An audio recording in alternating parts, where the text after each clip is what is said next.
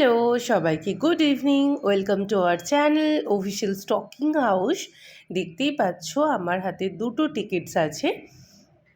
কোথায় এসেছি? আজকে আমরা এসেছি ভিক্টোরিয়াতে। এক অন্য ভিক্টোরিয়া দেখলাম।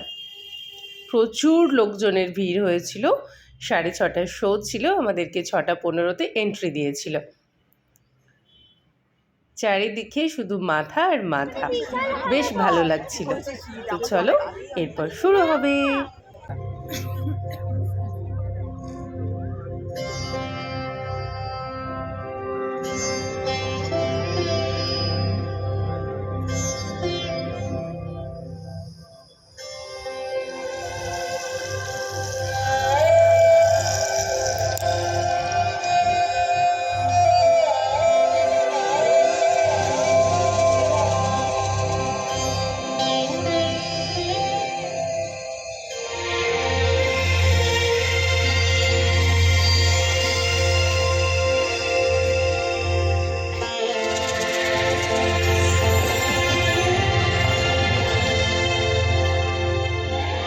पहले खाती थी दाल चावल, अब डिमसम है इन। हाथी की होती थी शानदार सवारी, अब फ्लाईओवर की है बारी। कुछ बदलता हुआ कुछ पहले सा है कलकत्ते का सीन। इस डोम की ऊंचाई से ये सारे नजारे देखती हूँ मैं। कितने किस्से कहानियां हूँ मैं समेटे हुए। तो शुरू करें, 1 2 3।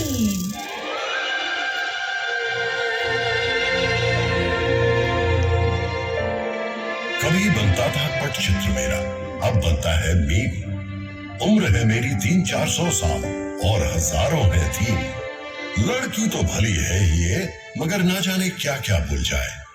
तभी खुद आ गया मैं बनाने एक बेहतरीन टीम।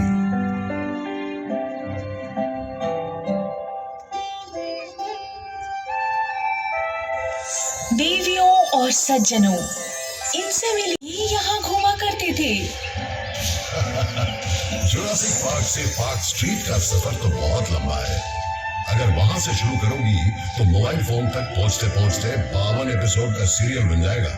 क्यों ना हम ब्लैक एंड व्हाइट के जमाने से शुरू करें? तो फिर मैं वहां से शुरू करूं। 16 जनवरी 1941 की रात एक गाड़ी 38/2 एल्गिन रोड से तेजी से निकलती है और सीधा घुस जाती है बंगालियों के दिल और आत्मा में। नहीं नहीं, नेताजी सुभाष चंद्र बोस तो उससे बहुत पहले से कलकत्ते की आत्मा में बस चुके थे, जब वो 1930 में कलकत्ता के मेयर बने थे। यही नहीं, बतौर कांग्रेस प्रेसिडेंट वे पूरे भारत के दिल और दिमाग में बसते थे और ब्रिटिश सरकार की आंखों में धूल झोंककर 3-4 बार भेस बदल कर बचना, ये तो पूरा थ्रिलर है। नेताजी के बाद ऐसा अमर सुपर हीरो कलकत्ते को फिर कभी नहीं मिला।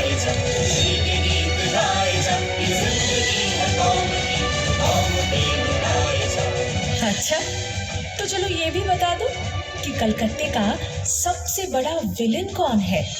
इस पर तो मैं एक ऐसे विलेन का नाम लूंगा जिसका कोई नाम ही नहीं है। नाम ही नहीं मतलब? 1989 में लगातार 6 महीनों तक एक अनजान व्यक्ति रात के अंधेरे में सड़क पर सोते हुए 13 बेघर लोगों का पत्थर से खून करता है। मीडिया ने उसे नाम दिया स्टोन मैन। नहीं, इतने भयानक किस्से से इतिहास की शुरुआत होगी? मुझसे पूछो तो सबसे बड़ा विलेन है अमिताभ बच्चन। अमिताभ बच्चन? वो क्यों? वाह भाई वाह, नौकरी की तो कलकत्ते में, थिएटर किया तो कलकत्ते में, पर फिल्मों की बारी आई तो पहुंच गए बंबई। क्या जाता अगर बांग्ला सिनेमा में ही रोमांटिक हीरो बन जाते? इस लॉजिक से तो क्लिफ रिचर्ड का बचपन भी यही गुजरा है, कलकत्ता में। अरे मतलब हावड़ा में। एक ही बात है, वो भी यही रहते तो शायद सुमन। मोहन बागान क्लब के जांबाज खिलाड़ियों ने अंग्रेज टीम ईस्ट यॉर्कशायर रेजिमेंट को 2-1 स्कोर से हरा दिया था। जरा सोचो तो, अंग्रेजों के राज में पराधीन देश अंग्रेज टीम को ही हरा देता है, और एक ऐसा दल जिसमें सभी भारतीय हैं। कलकत्ते के इतिहास में जगमगा रहा है ये दिन। वाकई पर उसी साल ही तो भारत की राजधानी कलकत्ता से बदलकर दिल्ली कर दिया गया था।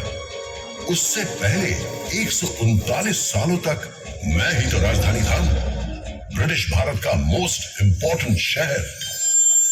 ओहो, तो इसमें दुखी होने की क्या बात है?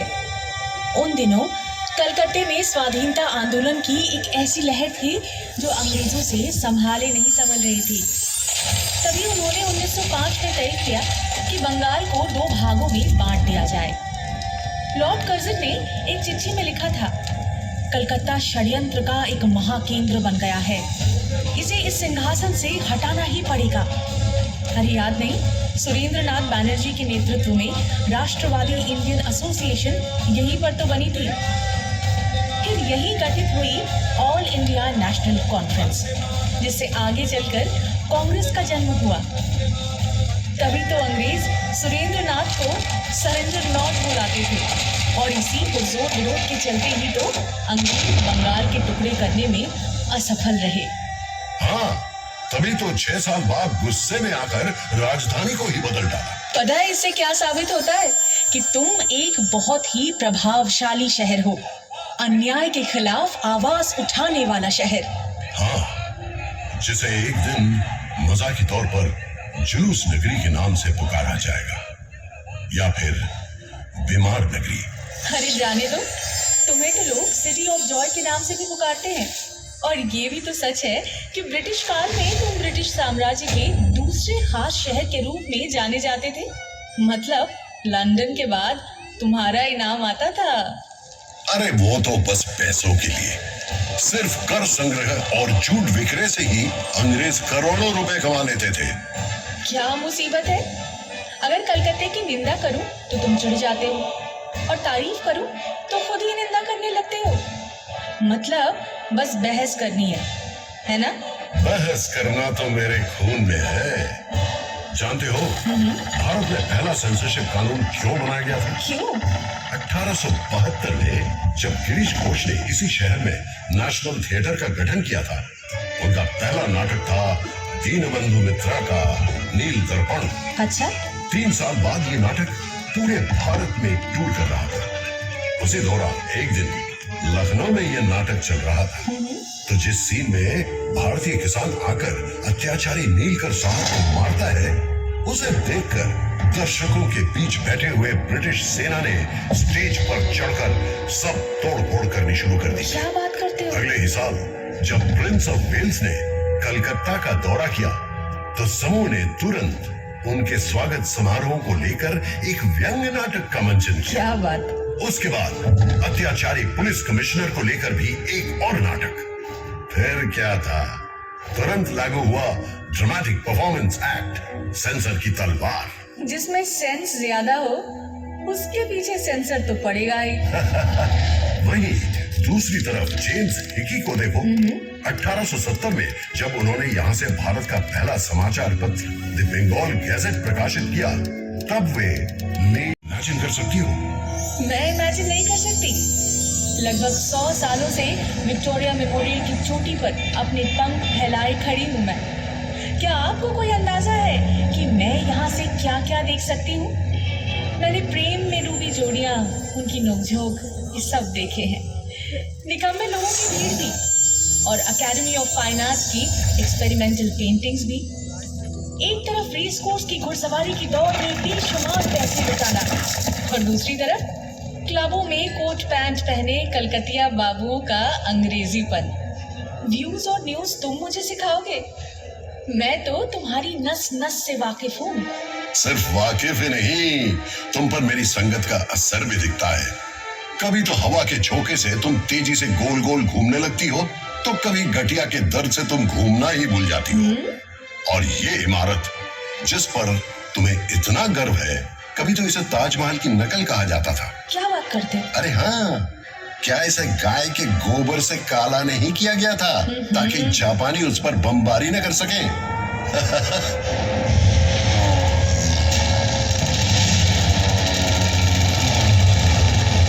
इसमें इतना हंसने की क्या बात है?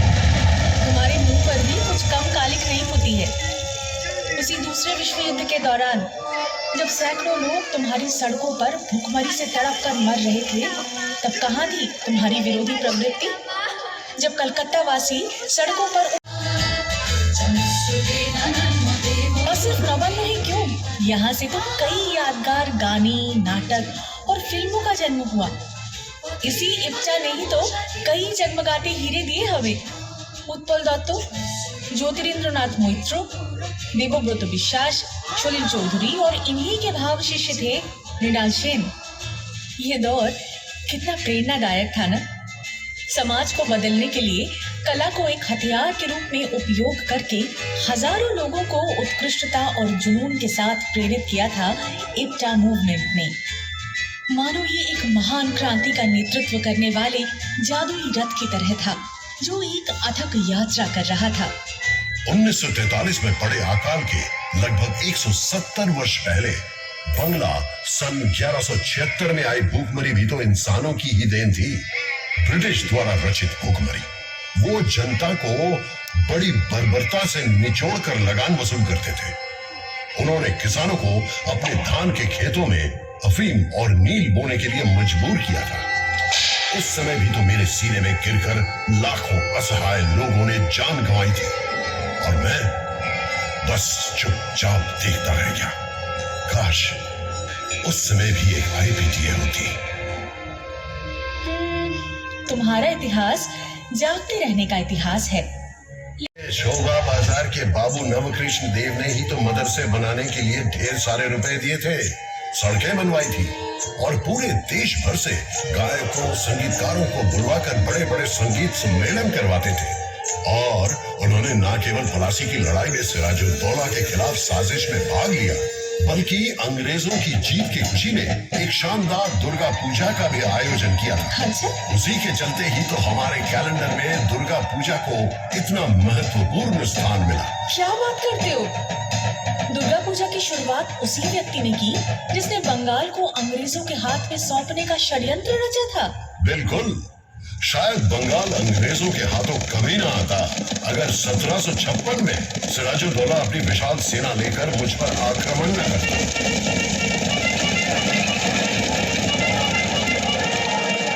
अगर वो ईस्ट इंडिया कंपनी की सेना की जमकर धुनाई ना करता तो अंग्रेज इतनी जल्दबाजी में एक नवाब के विरुद्ध जंग में कभी ना उतरते। जंग में तो वे जरूर उतरते, बस उनके प्रॉपर नाम सब बदल जाते। और वैसे भी वो इस मुल्क पर कब्जा किए बिना कहाँ बैठे रहने वाले थे।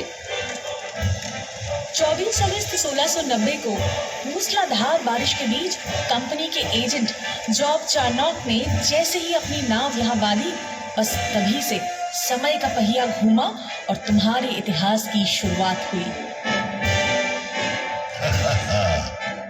यहाँ मैं तुमसे सहमत नहीं हूँ, एक नहीं दो पहलुओं से। चाणक्य के पहुंचने के बहुत पहले कवि कंकन मुकुंद राम ने मेरे विषय में लिखा था। उससे भी पहले 1495 में कवि विप्रदास पिपिलाई ने अपना मनसा मंगल काव्य में भी मेरा जिक्र किया था। अच्छा? सावर्ण राय चौधरी के परिवार अंग्रेजों के आने के पहले से ही कलकत्ता में जमींदार थे। भाई वाह। मेरे इतिहास की शुरुआत तो बहुत पहले से हुई थी और ना ही तुम ये कह सकती हो कि चार्नोक के आगमन के साथ साथ रंजन दास, वही जिनके कपड़े पेरिस से धुलकर आते थे, उन्होंने भी तो अपने सारे यूरोपियन कपड़ों को जलाकर खादी पहनना शुरू कर दिया था। और जिस व्यक्ति को उन्होंने अलीपुर बमबारी मामले में बाइज्जत बरी करवाया था, वो कोई और नहीं बल्कि poet of patriotism Aurobindo Ghosh थे। अरे तुम तो वो शहर हो जहाँ क्रांतिकारी संगठन अनुशीलन समिति का गठन हुआ था। भारतवासी एक बार विदाई दे माँ घुरे आशी, एक बार विदाई दे माँ घुरे आशी।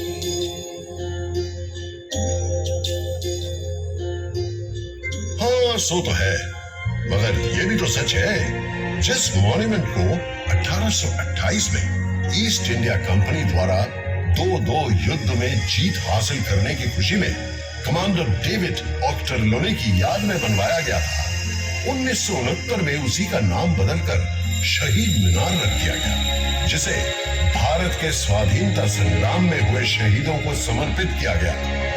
इसमें नाराज होने की क्या बात है? मैं तो बस सोच रहा था। इसे कहते हैं ख्याली पुलाव पकाना। अगर कलकत्ता की सड़कों पर शेर चीते घूमते रहते तो फिर क्या होता? अरे बंगाल का शेर यानी कि बाघ, वो तो बहुत प्रसिद्ध है और वो कलकत्ता में ही रहते थे। कलकत्ता विश्वविद्यालय, जिसकी स्थापना 1857 में हुई थी, उसके ठीक 50 साल बाद 1907 में उन्होंने इसकी कमान संभाली और पूरी जिम्मेदारी के साथ उसका एक नया रूप दे डाला। वो थे सर आशुतोष मुखोपाध्याय। और बब्बर शेर? बब्बर शेर यानी सिंहो, हाँ वो भी है।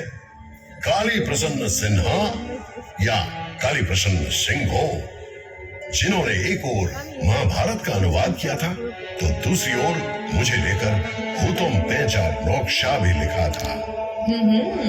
और गेंडा, उसका क्या? गेंडा तो वो लोग हैं जिनकी मोटी खाल को कलकत्ता के महापुरुषों की शिक्षा भी भेद नहीं कर पाई। उन्होंने राम मोहन राय की निंदा की और विद्यासागर के बारे में व्यंग गीत भी लिख डाले और हर गली मोहल्ले में गाते फिरते रहे, और वो सब उन्हें बर्दाश्त भी करना पड़ा। वास्तव में यही बातें दर्शाती हैं कि वे सब महापुरुष अपने समय से कितने आगे थे। बिल्कुल बेतुके उद्देश्यों को लेकर शांति निकेतन की स्थापना की है, परंतु उनको मिले नोबेल पुरस्कार आज भी मेरी गौरव गाथा की पहली पंक्ति है। 1911 में भारत की राजधानी के दर्जे से भले ही मुझे विस्थापित कर दिया गया, लेकिन उसके सिर्फ 2 साल बाद ही मेरे सिर पर एक ऐसा ताज पहनाया गया जिसकी चमक कभी भी कम नहीं होने वाली। नोबेल कमेटी ने घोषणा की रविंद्रनाथ टैगोर को उनके गहरे, संवेदनशील, ताजा और सुंदर कविता के कारण पुरस्कार से सम्मानित किया जा रहा है। बिल्कुल। क्या तुम एक ही शहर से 6 नोबेल पुरस्कार विजेताओं की कल्पना कर सकते हो? और वो भी 5 अलग अलग क्षेत्रों में। 1902 में रोनाल्ड रॉस को नोबेल प्राइज मिला चिकित्सा विद्या के लिए।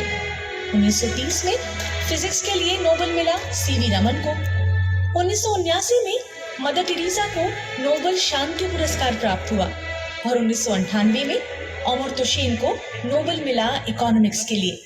और 2019 में अभिजीत विनायक बंदोपाध्याय को वैश्विक स्तर पर गरीबी कम करने की ओर किए गए उनके कार्यों के लिए नोबेल पुरस्कार से सम्मानित किया गया। ऐसा नहीं है कि नोबेल मिलना ही सब कुछ है। वैज्ञानिक जगदीश चंद्र बोस ने भले ही नोबेल पुरस्कार ना जीता हो, लेकिन वो मेरे आकाश के एक जगमगाते सितारे हैं। चाहे वो मंदिर के गणेश हो, कैलेंडर के गणेश हो या फिर दीवार पर टंगे गणेश हो, सभी गणेश जी ऐसे दूध पी रहे थे जैसे कि मानो उनका जीवन उसी पर निर्भर हो। सभी दूध लेकर सिर के बल भाग रहे थे कि अपने निकटतम गणेश जी को दूध पिलाया जाए, मानो अगर वे इस मिरेकल को देखने से चूक गए तो उनके पुण्य का जो कोटा है ना, वो कम हो जाएगा। इसे ही कहते हैं डिरोजियो का फैंटम पंच। तुम उसे जानती हो? तुम्हारे से काफी पहले एक 17 साल का एंग्लो इंडियन लड़का जो हिंदू कॉलेज में अंग्रेजी का शिक्षक था, जिसने अपने छात्रों से कहा, तर्क करो, मान्य करो, अपने तर्क का उपयोग करो, परंपरा को चुनौती दो। और उसके लगभग सभी छात्र उन्हें शिष्य कहना बेहतर है, जो दूर दूर तक यंग बंगाल के रूप में फैल जाते हैं और जुट जाते हैं समाज को सुधारने की कोशिश में। ये सब भी तो यहीं पर हुआ था ना। मुझे अच्छे से याद है किस प्रकार उन युवाओं ने रूढ़िवादी ब्राह्मणों को झकझोर कर समाज को सुधारने की कोशिश की। क्योंकि गुण उनके परिवार के एक एक सदस्य में भर दिए गए। द्विजेंद्र नाथ ठाकुर, जिन्होंने संस्कृत से बांग्ला में मेघदूतम का अनुवाद किया, बांग्ला में दर्शन शास्त्र पर किताबें लिखी, आशुलिपि के बांग्ला संस्करण में सुधार किया और यहाँ तक कि बक्से बनाने पर भी एक किताब लिख डाली। सत्येंद्र नाथ ठाकुर, ये प्रथम भारतीय आईएएस थे और उस जमाने में अपनी पत्नी को अपने साथ विदेश लेकर गए। अच्छा, ज्योतिरिंद्रनाथ ठाकुर एक श्रेष्ठ चित्रकार, नाट्यकार, निर्देशक और अभिनेता थे। देवेंद्रनाथ ठाकुर ने तो सिर्फ 3 घंटों में डिक्टेशन देकर ब्राह्मो धर्म पर पूरी किताब ही लिख डाली। गगनेंद्रनाथ ठाकुर एक असाधारण चित्रकार थे। वो कार्टून बनाने के साथ साथ क्यूबिस्ट पेंटिंग भी बनाते रहे। क्या बात है। और अवनींद्रनाथ के चित्र और कहानियां दोनों ही बंगाली संस्कृति का खजाना माने जाते हैं।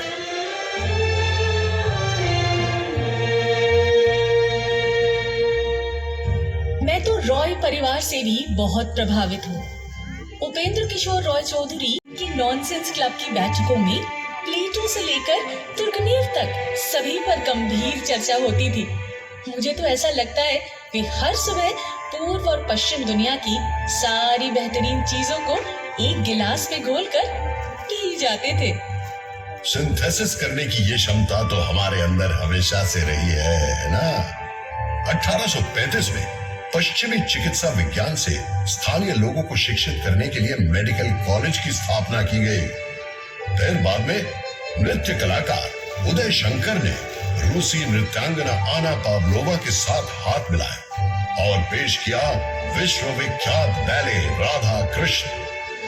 1955 में सुकुमार राय के बेटे सत्यजीत राय ने अकेले ही अपनी पौथेर पांचाली के जरिए भारतीय सिनेमा में न्यू वेव शैली की शुरुआत की।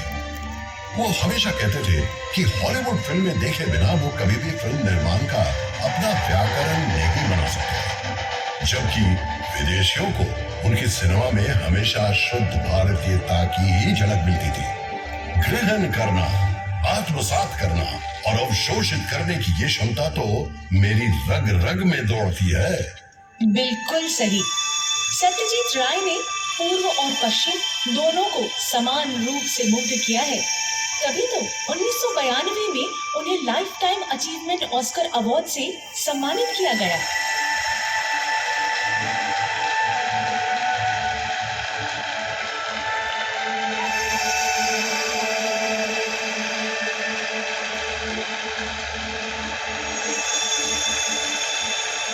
वही क्यों, जब तक शंभु मित्रो तब तक बादल सरकार भी, जब तक सुनील गंगोपाध्याय तब तक कोमल कुमार मुजुमदार भी।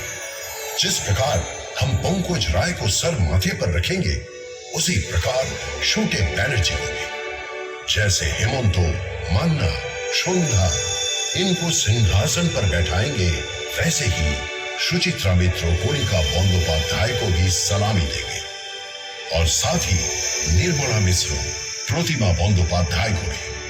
और निखिल बैनर्जी के सितार वादन में कहीं खो जाएंगे।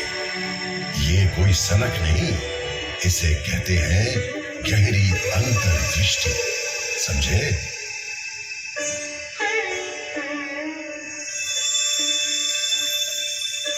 समझे। लेकिन कृपया आप मुझे ये बताइए कि ये केवल जाने माने लोगों पर ही क्यों लागू होता है? ये सोच कलकत्ता अगर एक और पराजित व्यक्ति को शर्म नहीं दी होती तो शायद ये बिरयानी भी यहाँ नहीं मिलती। मतलब तुम किसकी बात कर रहे हो? वाजिद अली शाह, अवध के नवाब।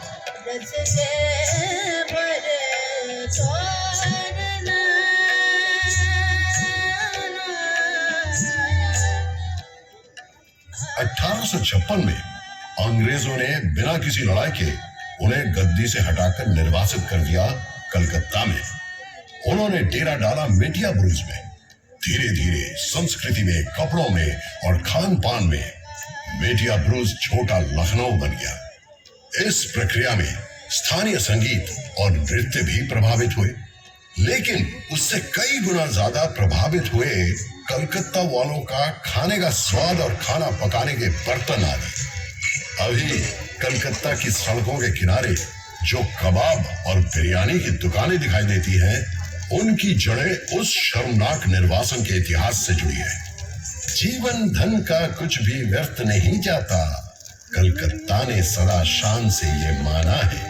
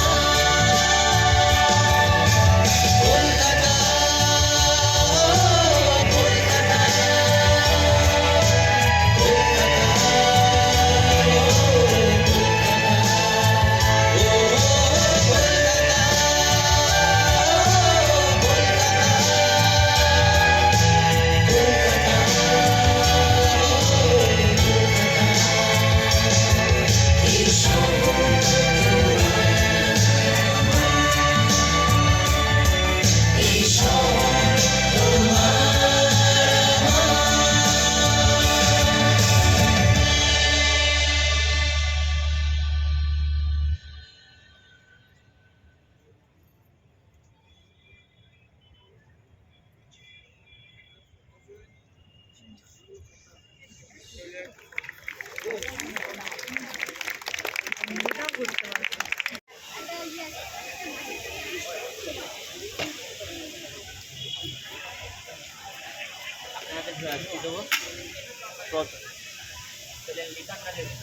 তো ভিক্টোরিয়াতে লেজার শোটা দেখে আমরা এখন নন্দনে এলাম, গরম গরম চা খাচ্ছি। ভীষণ ভালো লাগলো আমাদের, একটা নতুন অভিজ্ঞতা হলো।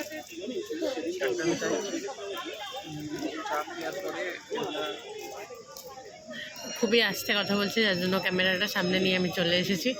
জোরে কথা বলতে পারছে না ও। এরপর বেরোবো। হ্যাঁ, ঠান্ডাটা বেরোবার সময় মনে হচ্ছিলো একদমই লাগছে না, বাট এখন বেশ ভালো ঠান্ডা লাগছে। তো চলো এবার ফিরে যাব, আর সব কিছুই তোমাদের সাথে শেয়ার করবো।